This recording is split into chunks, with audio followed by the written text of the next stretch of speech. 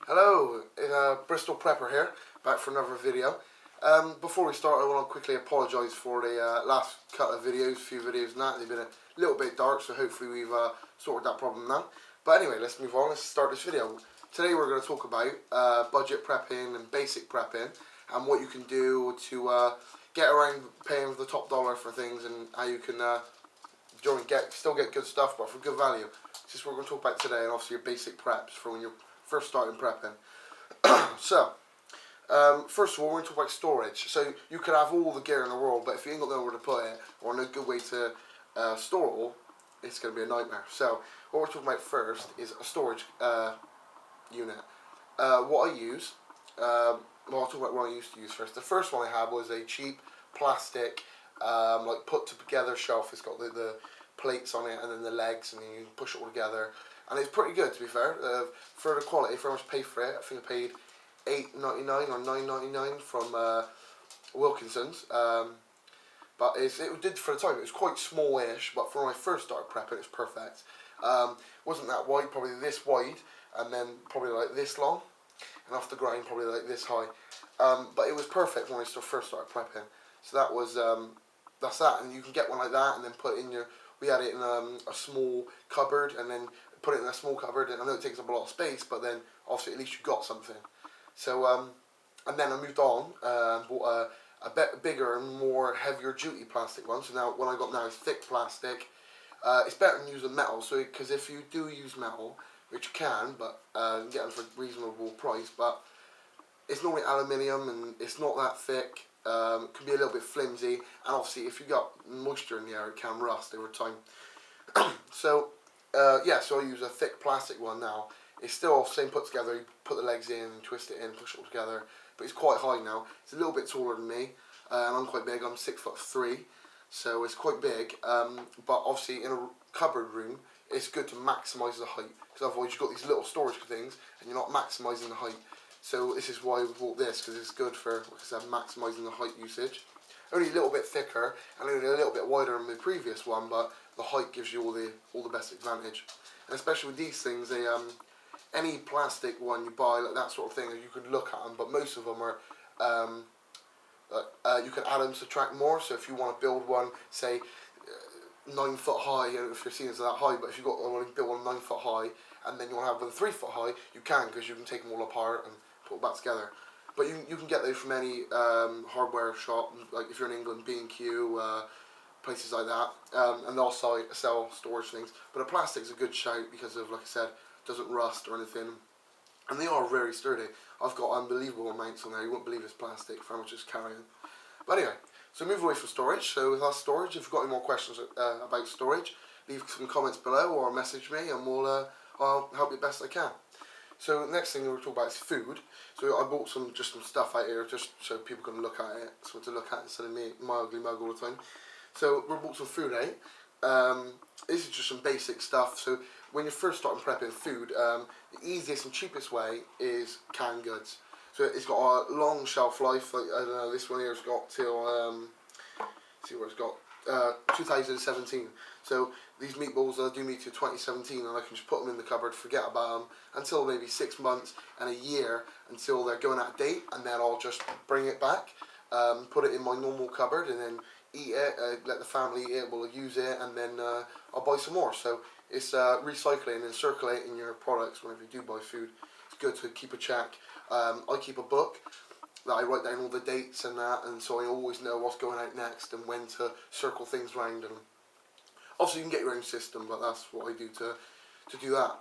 So yeah, like I said, these are the meatballs. We got some big hot dogs here, some sweet corn on the end, and some soup here. But you can obviously get all different types of different stuff, so you can get all your different types of soup, all the vegetables, everything's canned nowadays. Get canned chicken, everything. It's funny until you actually start going down the aisles, actually looking at it. It is actually unbelievable what you can get, like all the different stuff that's canned, and all, like I said, it's all got good shelf lives. And another thing I was going to say as well about food is, obviously I know some of these are the cheaper ones, like I got an Asda one here, which is literally pennies for this, compared to the bigger Drink Green Giant sweet corn. It's a massive price difference. Like Green Giant's like £1, and this was like 17 pence or some shit. It's real cheap. But the difference is, like, this has got a date on it till, so look, till 2017 again.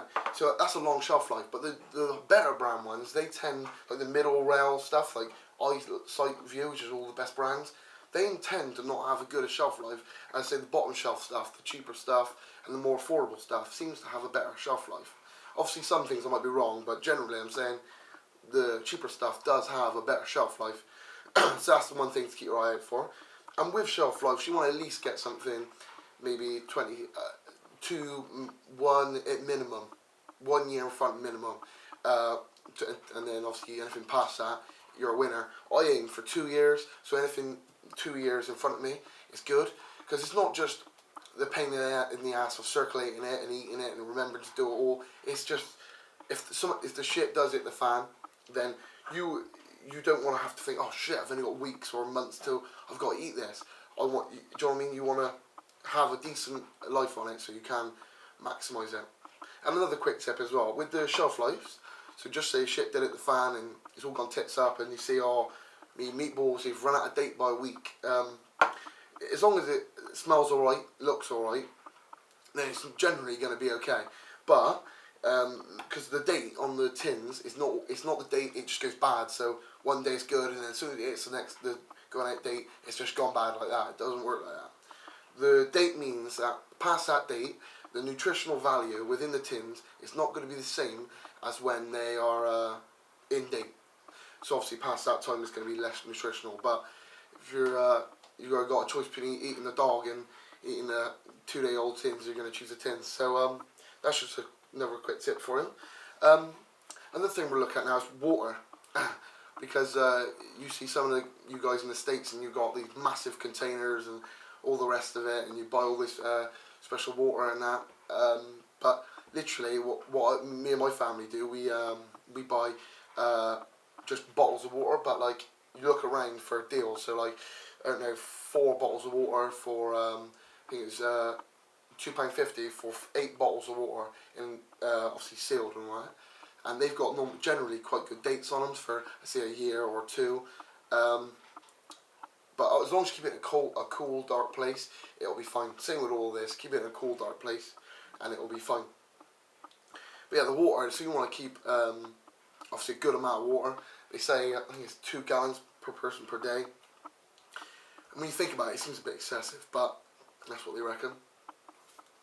But yeah, if you keep a good amount of water, it's always good, and it doesn't have to be, I don't know, the best springs in the world.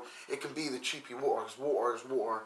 And most of the time you're going to boil it anyway for whatever you're doing, either making food or boiling some stuff up, or if you've got MREs and stuff like that, you're going to boil it anyway, so it doesn't matter that much. And another thing, a lot of people would use with the food, that Americans buy all these MREs and all these mountain house packs and survival food.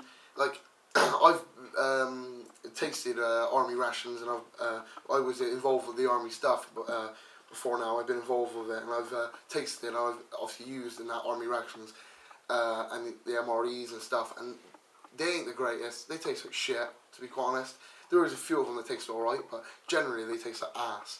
So you want to, really, if you're going to buy that sort of thing, you want to make sure you've tasted it before, and not just you, like the kids and your missus and the dog, and do you know what I mean? Everybody's tasted it, because you don't want to spend hundreds of pounds on all these survival foods, and then none of the family wants to bloody eat it because it tastes like shit.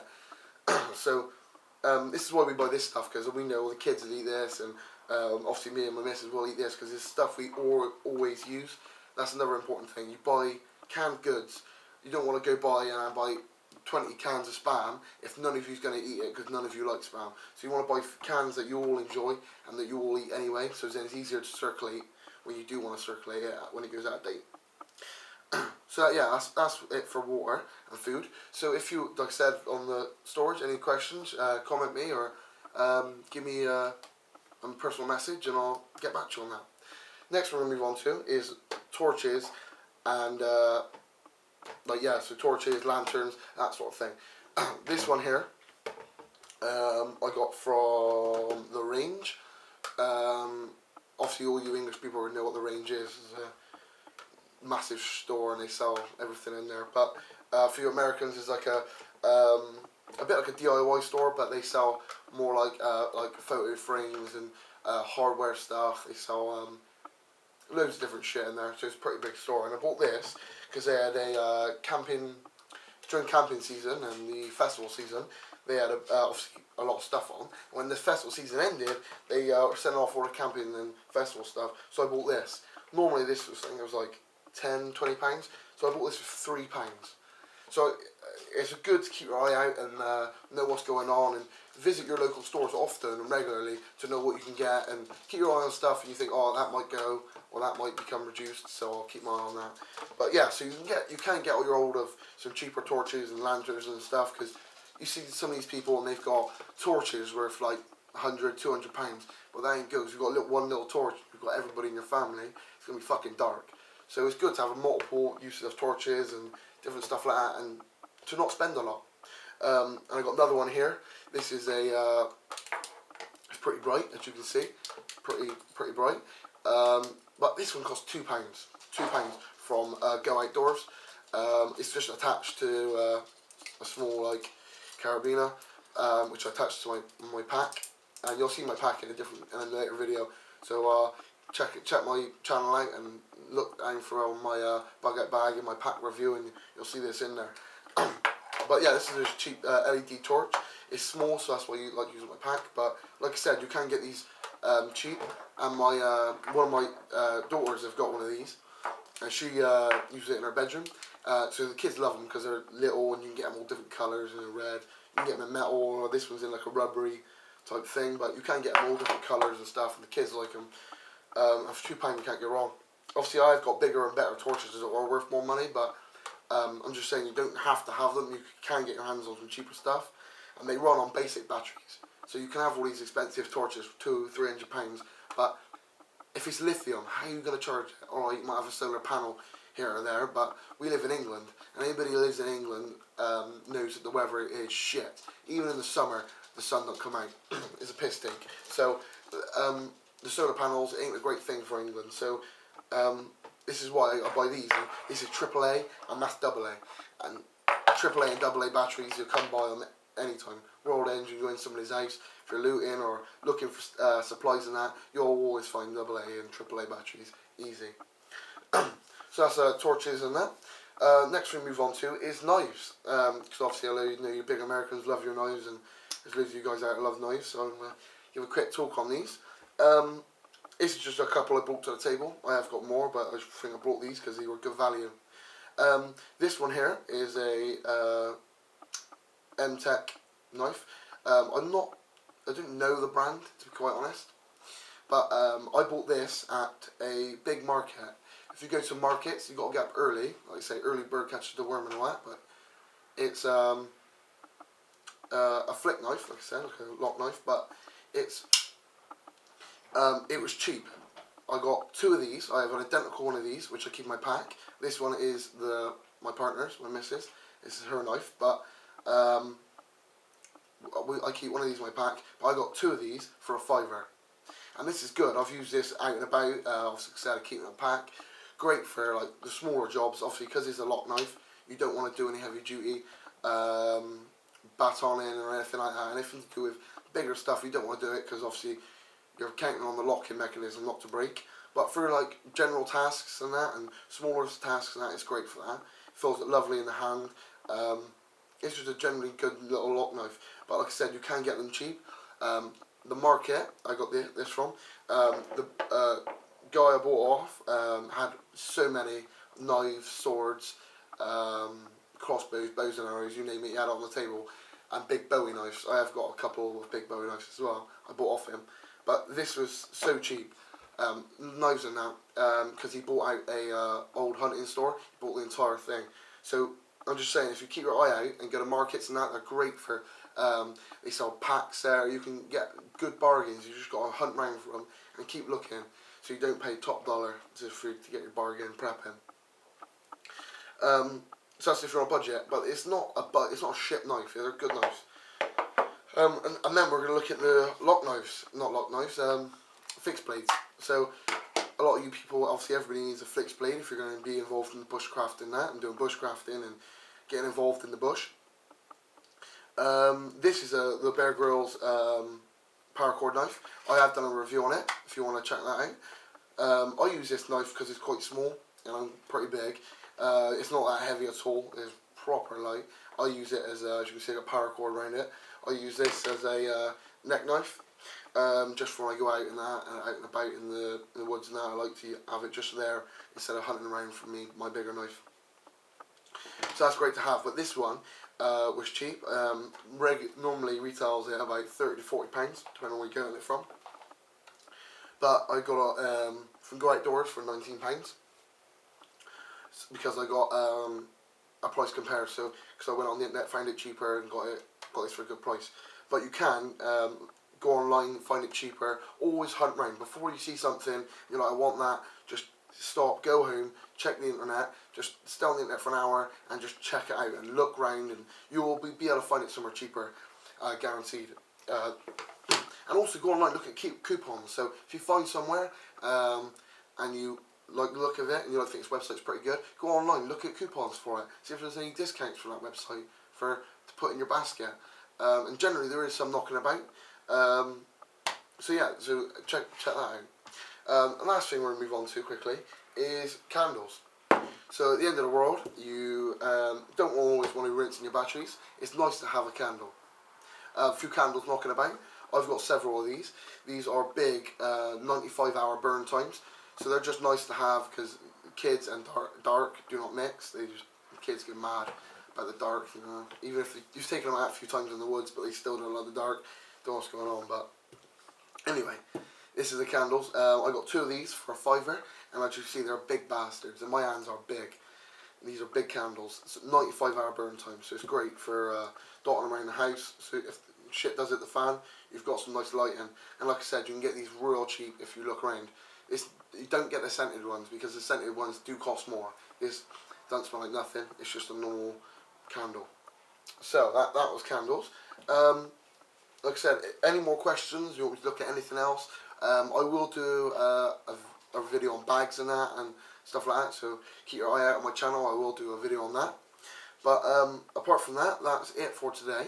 If you want me to do any more videos or go in detail about anything else, give me a shout and I'll do that for you. Right, so thanks a lot for checking this video out. Like always, stay prepared, and I'll see you another day, another way.